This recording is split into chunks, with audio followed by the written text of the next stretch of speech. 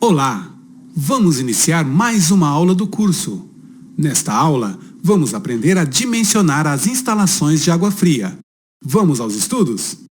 Para que o sistema de tubulações e peças de utilização, chuveiros, torneiras, etc., funcionem perfeitamente, as instalações devem ser projetadas de modo a garantir o fornecimento de água de forma contínua, em quantidade suficiente e principalmente com pressões adequadas.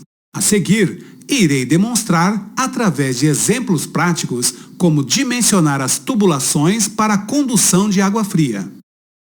Para iniciar o dimensionamento, precisamos saber o número de peças de utilização que esta tubulação irá atender e a vazão que cada peça necessita para funcionar perfeitamente.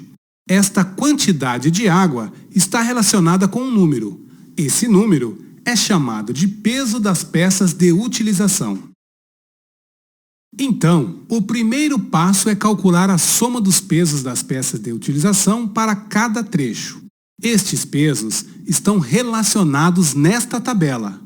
Após obter o resultado da soma dos pesos, vamos verificar no ábaco luneta qual o diâmetro de tubo correspondente ao resultado desta soma. Esta tabela e o ábaco luneta estão disponíveis para download abaixo do vídeo. Vamos ver na prática como funciona o dimensionamento. Vamos calcular os diâmetros da instalação de água fria mostrada na tela que abastece as seguintes peças de utilização: uma bacia sanitária com válvula de descarga, uma ducha higiênica, um lavatório, torneira ou misturador, um chuveiro elétrico, uma pia com torneira elétrica, um tanque e uma torneira de jardim. Observando o desenho esquemático, podemos constatar a divisão desse sistema em vários trechos: AB, BC, DE, EF e FG. Devemos iniciar o cálculo partindo do reservatório, ou seja, pelos trechos AB e DE. Vamos iniciar calculando o trecho AB, primeiro barrilete, e os ramais que o mesmo atende. Esta é uma coluna exclusiva para a bacia sanitária com válvula de descarga. Sendo assim, a única peça alimentada por essa tubulação é a bacia sanitária. Olhando na tabela de pesos relativos, encontramos o peso relativo de 32.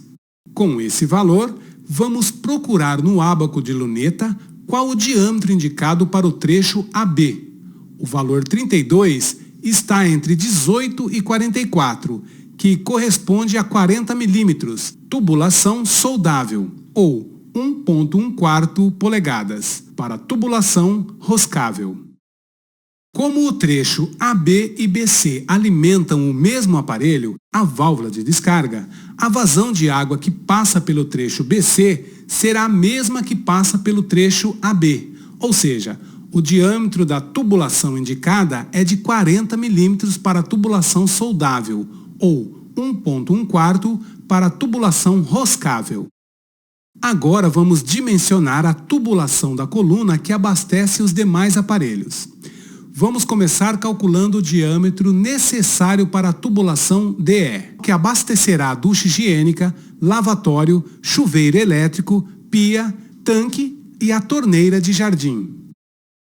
Se consultarmos o peso de cada aparelho na tabela de pesos relativos, vamos obter um peso total igual a 2. Com esse valor, vamos procurar no ábaco luneta qual o diâmetro indicado para esse trecho de tubo. Esse número está entre 1,1 e 3,5. Portanto, os diâmetros correspondentes são 25 milímetros para a tubulação soldável ou 3/4 para a tubulação roscável. A vazão de água que passa pelos trechos EF, coluna, e FG, ramal, é igual à soma dos pesos dos aparelhos atendidos pelo trecho DE. Sendo assim, o diâmetro dos trechos EF e FG serão os mesmos do trecho DE. Optando pela tubulação soldável, temos os seguintes resultados: trechos AB e BC com diâmetros de 40 milímetros e trechos DE, EF e FG com diâmetros de 25 milímetros. Quanto aos subramais, que são os trechos de tubulação entre o ramal e a peça de utilização, devemos verificar o peso de cada peça e o seu diâmetro correspondente. Por exemplo, o peso da ducha higiênica é de 0,4. Verificando no ábaco luneta, esse valor está entre 0 e 1,1. Neste caso, corresponde a 20 milímetros para tubulação soldável, ou meia polegada para tubulação roscável. Utiliza-se o mesmo raciocínio para o cálculo dos demais trechos, que alimentam cada peça de utilização separadamente. Eu já fiz o cálculo dos subramais optando pela tubulação soldável.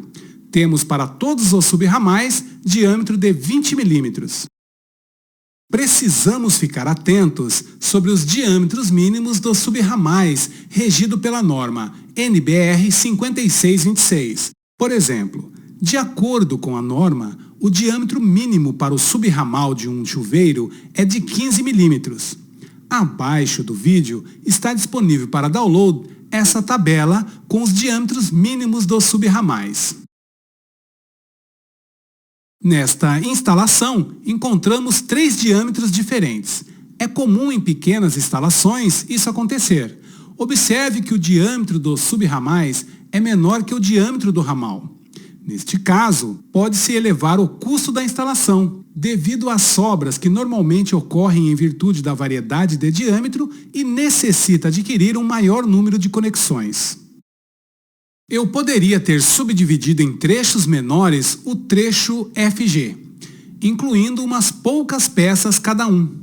Nesse caso, seria possível ir diminuindo os diâmetros, mas como falei anteriormente, trabalhar com muitos diâmetros é mais caro do que uniformizá-los. O método de cálculo que acabamos de fazer é conhecido como método de consumo máximo possível. Neste método, considera o uso de todas as peças atendidas por um mesmo ramal ao mesmo tempo. Outra forma de se calcular o dimensionamento das tubulações é pelo método de consumo máximo provável. Neste método, é considerado a soma dos pesos das peças que serão alimentados por cada trecho e verifica o diâmetro correspondente nesta régua. Na régua, consta os diâmetros de tubos de PVC rígido e as vazões em função da soma dos pesos. Vamos ver um exemplo. Tenho aqui o mesmo desenho esquemático utilizado no método de consumo máximo possível. Vamos supor que a torneira da pia da cozinha e o chuveiro fossem atendidos pelo mesmo ramal e que esses sejam utilizados ao mesmo tempo. Vamos somar o peso das peças. Ambas as peças têm o peso 0,1, contabilizando um total de 0,2.